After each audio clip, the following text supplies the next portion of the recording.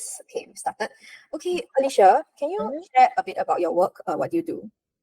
So I'm a local fiber artist, and my brand is Beeyarnd. So I focus a lot on creating like fiber art that are dynamic, and primarily I use yarn as my main medium to create like bespoke artworks for my clients. And every artwork is also sentimental to them because I'm using the different textures and colors of yarn to encapsulate like certain memories or milestones for them. So it is always personal, and it resonates so much with my collectors. How long have you been doing this? I have been doing this, if we're looking at full time, it has been about a year and 3 months. Yeah, but I started this as a side hustle as well since the start of the circuit breaker. So during that time, it gives me a lot of time to refine my technique and develop my style so that I can comfortably distinguish myself amongst like other fiber artists all around the world. Yes. Okay. What were you doing before you became a yarn artist?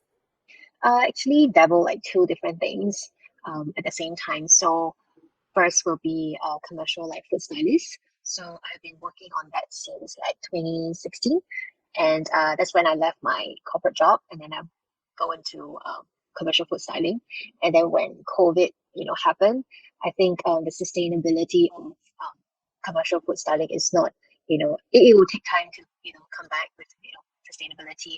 So then I then picked up a part-time like marketing manager role in a luxury lifestyle industry. So that helps me to fine tune and, get some balance in terms of like work, amount of work that I can do every month. And also like most importantly, financially, it creates a good balance. Yeah, during that time. Yeah. Okay. Can you talk a bit about your educational background? So I had a diploma in marketing, and then I moved on to studying like communications and new media in NUS. So that always has been my interest all along. And yeah, and then I think sometimes it brings you to different areas of work in terms of like the opportunities that come. So I feel that I think those things that you study, they are sort of transferable, but I mean, what I'm doing right now is nothing related to that. But I still feel that, the knowledge has always been very helpful to me. Okay. Can you share about what made you decide to become a solopreneur? I think across like the past maybe 20, I graduated in 2015. So the past 7 years, I've, dabbled into corporate world, and then, doing commercial food styling, and sort of, go back to the corporate world part-time. And then it has allowed me to always discover like the grass is greener, the idea of grass is greener. And by comparing like both work experience, culture, and also productivity, I sort of realized that being a solo entrepreneur is still what I stand for myself and based on my personality. So I think with that many years of trying and comparing, I'm sort of like picking up like data points for myself to, make me understand myself much better as I grow. So then I decided to go back to being a solopreneur again, to start out like Beeyarnd. And I think both experiences has helped me so much in figuring out like a system for myself. Yeah, so I think trying out and taking chances on yourself really helps for me. Okay. At which point of time did you realize that it was sustainable and then you didn't have to go back to work at a normal job anymore? I think I always set out like a revenue goal for myself. And of course, like, it's always like reverse engineering, like how much I need to, pay my bills, pay for mortgage and everything else. And then you just have a number in mind. And if that helps you to, reach your like stability every month, I think that will be somehow like a good, risk to take. And of course, like, starting out, you probably have to do a lot more in order to push your brand out. So I always take into consideration that a lot more effort has to be put in, and that may not versus like the financial like, outcome that you're getting, because a lot of times you're sort of building something intangible for like maybe the next year. So I think I can't really compare like the effort versus like financial outcome for a start. As a brand owner, especially like working in working as an artist. Mm. Yeah. Especially when things are getting started and the end result might not be so sure. Yes, yes. I think because as a young brand, you're always trying to put yourself out there, but also it takes a lot of I think you just need to work with the discomfort of putting yourself out there. Mm. And also by working on certain collaboration, they may not be something that is like high monetary Mm. return, but Mm. it really helps you to cast your net wider.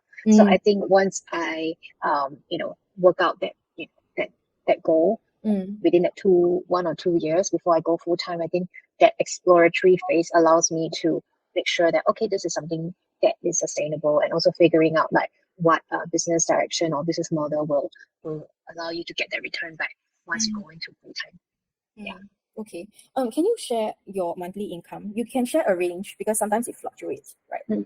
I think of course being a solopreneur, there are seasons, they are slow, and there are peak period. So I would say it will be from about 3.5 to 5.5. Yeah. But I mean, of course, like that's just the average. And yeah, so this is just like on Beeyarnd alone. Because right now I still do take up like, things that freelancing work on the side as well. So I guess I would say that putting all eggs in a basket seems a bit scary, especially when we had that one wave of like COVID. So I feel that even though this is like a full-time thing, I will always have some extra time on the side to like accept for like ad hoc stuff. Yeah. Okay. Can you walk us through a day in your life as a yarn artist? For my days, they are actually quite fluid. I mean, in terms of like my schedule. So I would always fix my days that I go for like morning like Pilates class. So let's say for usually on a Monday, let's say just like on Monday, I will always start the week, going for a morning class, and then I'll come back, have my breakfast, and then I'll start, keeping up with administrative stuff, because I think it's the start of the week. It's good to catch up with emails or any like pending tasks from last week. So I think reviewing and refreshing my mind to tackle this like task, it helps me to set the right pace, and also like working out is also a good release of endorphins, so it gives me a lot more like positivity to start my work. So after the administrative stuff, then I'll actually continue some of the artwork that I'm doing. And while I'm working on the artwork, I will always set up like a camera or my phone on the side to document the process, so that once I'm almost done with like the day, maybe about 6 to 7, I will start to like piece up my footages, so that at least I also build a consistent presence on my social media platform.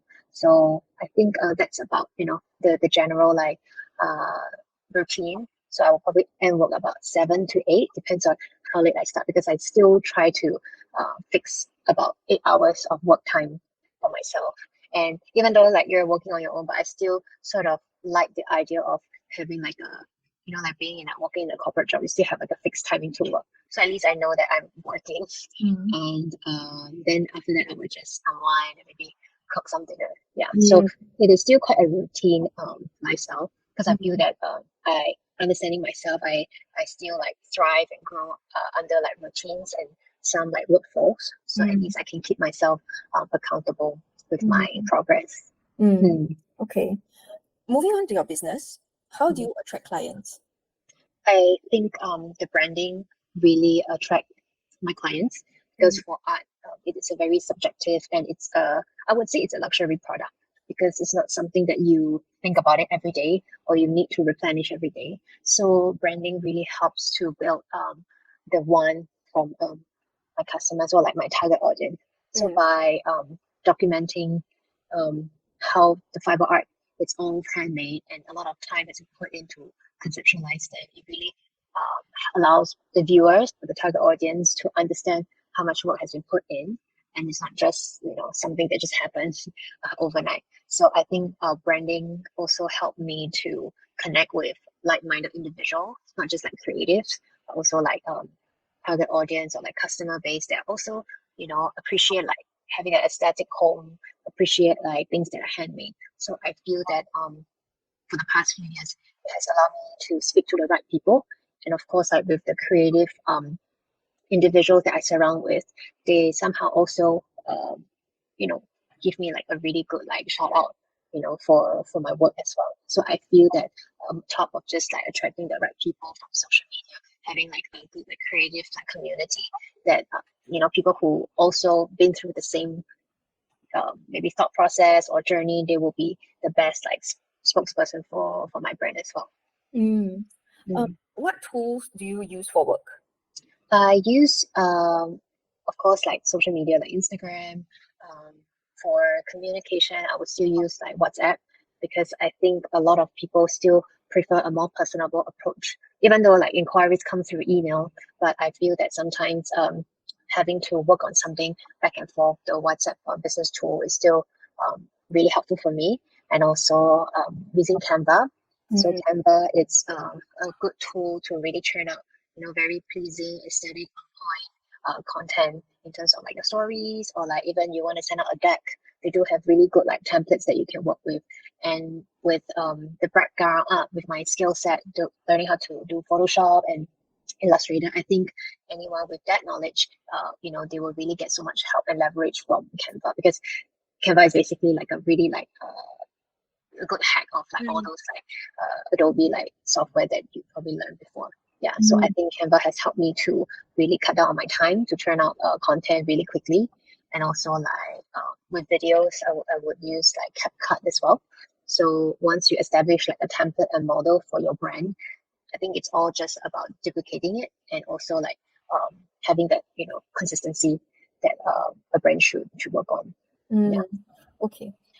What would be your biggest business struggle right now? I think most of the time it's always like sustainability, right? Even though there are like ups and downs, like slower seasons, I think it's always like finding something, some other aspects to fill up the slower season. Yeah, Mm. Mm. yeah. So I think that's always kind of like a struggle where you want to fill up days where it's a bit slow and how you approach that slowness. But Mm. of course, like I also take that chance to sit down and think about how I can do things better or like I could try something new. Because I think we always have to evolve, and sometimes being in the very fast paced like country, Mm. consumerism is always so rapid. And I think as much as being an artist, it's all about taking a lot of time to create an artwork. I think I also need to be a bit more relevant with the current scene as well, so that Mm. taking the slow time to understand like the buying behavior and also doing a lot more research on like social media. Yeah, so Mm. I think the struggle has always been trying to keep up, but at the same time, not overexhaust yourself, or Mm. like because it will always lead to like a creative fatigue or burnout. Yeah. Yes. Okay. Can you share the most helpful books or podcasts or any person of influence that greatly influence your work? Mm, For podcast wise, I always listen to Mel Robbins. So she is, really candid with her podcast, and there are a lot more. I mean, the guests that she invites, I mean, it's really all well rounded as well. From like mindfulness to like work ethic. So I feel that sometimes when you're a bit low or slower in your pace, her podcast is really quite motivating as well. And I think another person will be Jay Shetty. Yeah, so I think both of them have really good energy when you hear them speak. And of course, like sometimes I don't always listen to podcasts a lot of time because sometimes the overly positivity can sort of desensitize to all this like great energy. It's like if you read too much self improvement book, you just sort of Mm. like desensitized to it, or like the things that they say will probably be more or less the same. So I always try to kind of like moderate them, Mm. and when I need it, then I will just listen to it. Yeah. So Mm. I'm more of a podcast person. Yeah. Yeah. Okay. Have you experienced a failure that set you up for later success? I think I would say failure will be just things that didn't work out as I wanted to be. So let's say with like food styling. Mm. I think that I always aspire to be, putting my work out into like different brands. And then I realized that, it's not as what I think it would be or how I find joy in that case. And then with COVID, things just sort of like, go down. I mean, of course, I think it hits everyone differently. Or like similarly in terms of like, like you don't really have like, jobs that you can work on. And I think that sort of made me of course think twice about like my decision or whether should I stick onto it. So it's a I think it's a point where I just sort of really see whether it works out for me. Mm. Yeah. So Okay. I think with that, I managed to. I think I always believe that when you sort of like close one door, another door opens. So I think when I sort of try to phase myself out in that industry, or not like trying to actively put my time into that so much, then I found like I found like Beeyarnd, and it's Mm. also another kind. I mean, I was also trying to change the way I do things when I was a food stylist and when I'm doing like Beeyarnd. So I think the failure would just be maybe like something natural that happened, and then you sort of like think twice whether this is something that can really stick you by, or this is like my purpose to like you know work on it like for many years ahead. Yeah. Mm. Okay. Through your work, have you learned anything that's particularly helpful or advantageous? I think through my work, I think putting myself out there and meeting a lot of people, through events, through like some networking sessions, or through reaching out to people to collaborate. I think it really helps me to try different things that I have on my to-do list, because I think everything may not turn out to be a success. I think sometimes a lot of things are all like smokes and mirrors. It may look really like successful or like glamorous on social media, but I think um, you yourself will know like whether it works out for you. So I think meeting with different people allows me to sort of like gain much more perspective, as an artist and also as an entrepreneur, because those two muscles are like they operate differently. Because as an artist, you will want the best out of your art piece or your artwork, but if you look at like a business standpoint, it's all like costs and expenses and revenue. So I think meeting a lot more different from different circles allows me to kind of like judge it for myself and see how um the conversation helps me to work on my own business. Yeah, Mm. yeah. Are there any bad recommendations you hear in your profession? Bad recommendations from, as in like, Maybe within your industry, there's some bad advice that you've heard. I think I would say it's bad. I think it's just doesn't work out for the nature of the business. Because Mm. I think a lot of people around you, I mean, they express concern or like interest in, maybe helping, other people by giving suggestions. But I think by the end of the day, maybe those suggestions were good for them. Because I mean, if you look at maybe a suggestion to like, oh, do your booth in this like fair, you have a lot of traffic, but maybe it works for something that is, retail is a fast paced like product, like maybe let's say a bag or like a dress. But going back to my form of product, it's all handmade. So I would always try to think of it like, does it really work for me? Because Mm. it's sort of bad advice if let's say I have to manage a supply of like maybe let's say 500 like charms that I make for this like event. It may be like really good, really have like good traffic, but by the end of the day, I would just be burnt out because I can't compete that supply in such a short time. So I Mm. think the bad advice would probably just be advice that doesn't work for you. And Mm. I think people probably don't really think so deep about giving that advice. They'll probably just say, "Oh yeah, this is good. You should go and try it out." But I think we have to understand ourselves much more and the nature of the business much more to evaluate and to measure whether it works for you. Yeah. Mm. Understand. So moving on to your mental and emotional state as a solopreneur, what do you Mm. most enjoy about your work? I enjoy not having to talk to people in my work. I think I enjoy the pace that I can control. Um, yeah, and I can deliver the pace that I needed to. Yeah, because I think a lot of time maybe you don't really need 10 hours or like a 2 hour meeting to discuss on something. Like, I mean, back in, working in a corporate job, Mm. we spend hours and hours of like meeting, but there is no conclusion or Mm. there is no progress in Mm. terms of like maybe a certain like plan or development stage. So I think having the control to deliver my work as promised, it gives me a lot of like fulfillment, and I actually get to do a lot more things because I sort of like time myself, and I also know like how much time um is required to fulfill like different tasks. So that helps me to be more accountable of my own growth. It doesn't feel like I'm relying on someone to give me that growth.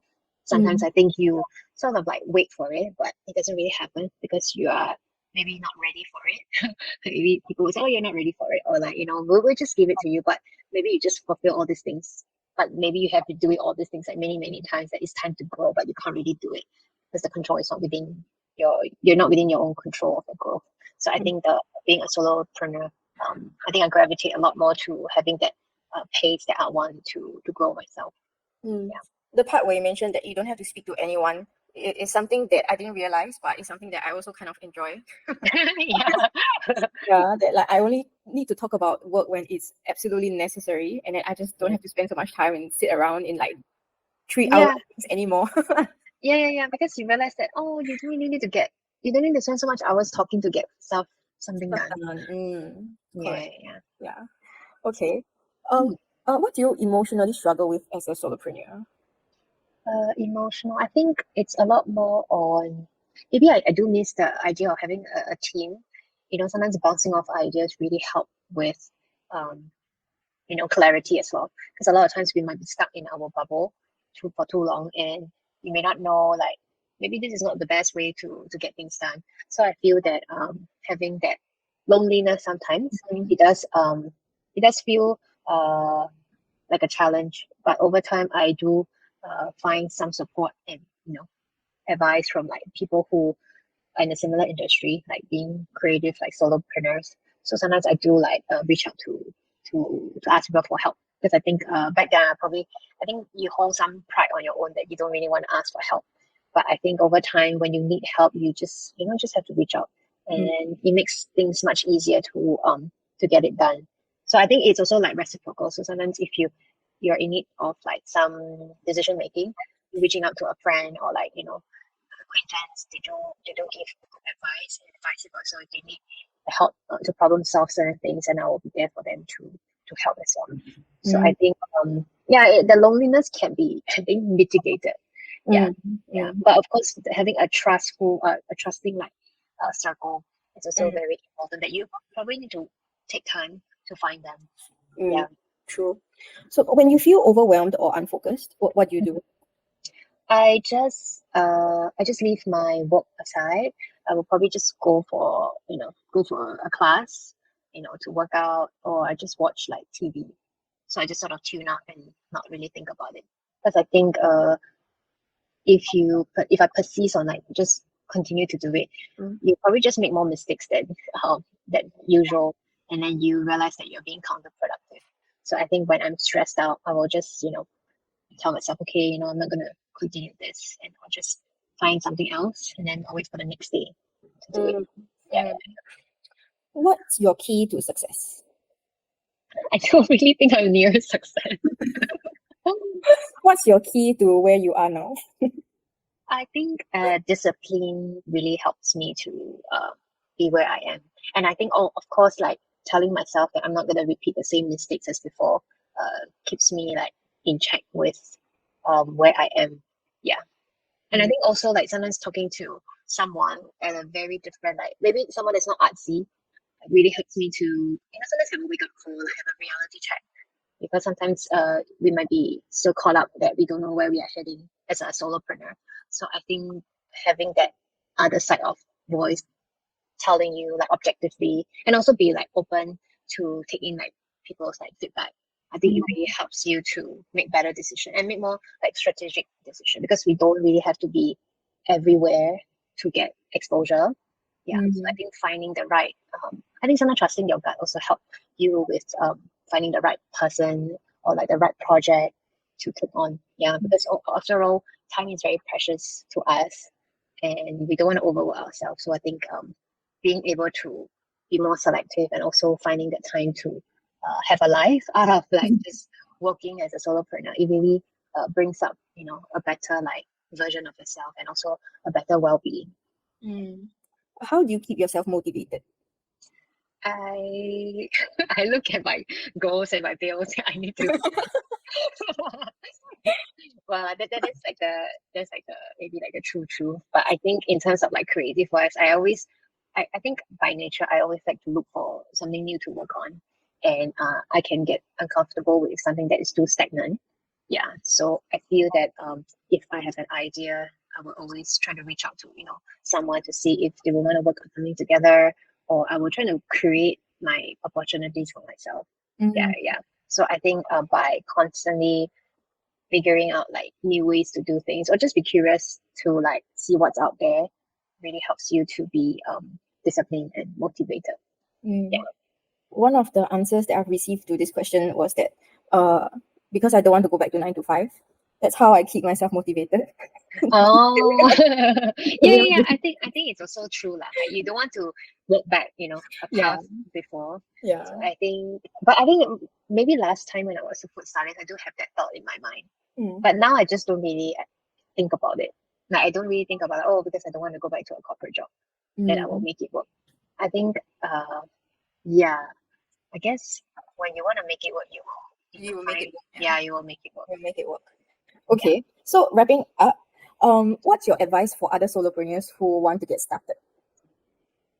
I think you have to have a very clear idea with what you want and how do you define yourself, amongst like other people who might be in the same industry. Yeah, I think you just need to have a feasible idea, and of course, like manage your finances across like the months of like starting out. I mean, because every time when you start out, you get very excited, and I think it's all about maybe some people they do sprints rather than going in for the long haul. So I think always try to think about like maybe I wouldn't say 5 years seems very long, but I think maybe you'll still be like passionate after 3 years. Yeah, because I think a lot of times something new is out, the energy is good, and you just keep doing. But I do see there are a lot of creatives that they will just, they can have like good success and following, but then you always lead to health reasons or things didn't work out, and people start to exit the industry. So I think having that consistency and being there for like a marathon really helps you to keep going. Okay, that's good advice. Where can we go to learn more about your business? You can go to my social media platform on Instagram to follow like Beeyarnd, and also my website at beeyarnd.co. So those are the two like active platforms that I'm at. Okay, great. Are you looking for any connections with any specific kind of people or profiles? I think currently, if I could work with like a 3D rendering artist to make my work a bit more like digital and also engaging, I think that would be really exciting for me, because I don't think I would pick up that skill. And working with someone who is like really good at that will sort of make like the artwork a bit more engaging. So I think that's something that I would consider collaborating with. Do you And mean also, like digital art or the final product like 3D? so like some of I can't remember what was the software. It's like you can scan it, and then it makes it really like engaging. I think some of like some of the Instagram effects, and then when you scan it, Like filters, it's a bit like augmented reality. like those VR. Yeah. But Okay. on your phone, you can still like maybe use that as a filter. And things like garden. So like let's say imagine this is like my background, right? But I think on Instagram I think there's some digital artists they can make, let's say, the tree move. Yeah, correct. Yeah. Correct. So essentially like if the artwork can be more like have some motion element to it, I think that would be quite fun. Yeah. Okay. So finally, right, do you have anything you would like to offer to the audience? Anything new, special that's going on? Currently, I'm working on a collection of artwork. So maybe when it's time, I will release like a collection of like in ready-made artwork for the audience. Yeah. Okay. I wanted to talk a bit about your recent collaboration also. Chinese for Lunar New Year. Yeah. Do you want to talk a bit more about it? I really get the chance to know like Jasmine and Melissa through you. So it was really nice that I think our frequency and energy match. We get along really well like after the first meeting. So we were both really excited to work on this like cushion design. We call it like Dragon Dreams. Of course, this is the year of dragon, but I think also we're trying to infuse like both textural art, like fiber art, and also like there are many years of like illustration skills. So we took about close to 4 or 5 months of prototyping, and I think that process allowed us to know what kind of what's lacking in the market in terms of like the cushion design. And I think it is also quite a refreshing collaboration for me and for them. Yeah. Great. Thanks for sharing. I'm gonna end the recording now. Okay.